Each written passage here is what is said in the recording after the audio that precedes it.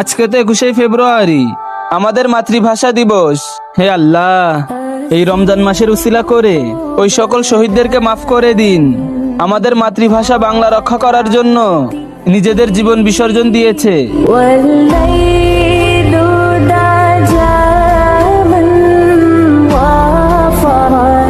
আজকে তো 21শে ফেব্রুয়ারি, আমাদের মাতৃভাষা দিবস। হে আল্লাহ, এই রমজান মাসের উসিলা করে ওই সকল শহীদদেরকে মাফ করে দিন। আমাদের মাতৃভাষা বাংলা রক্ষা করার জন্য নিজেদের জীবন বিসর্জন দিয়েছে।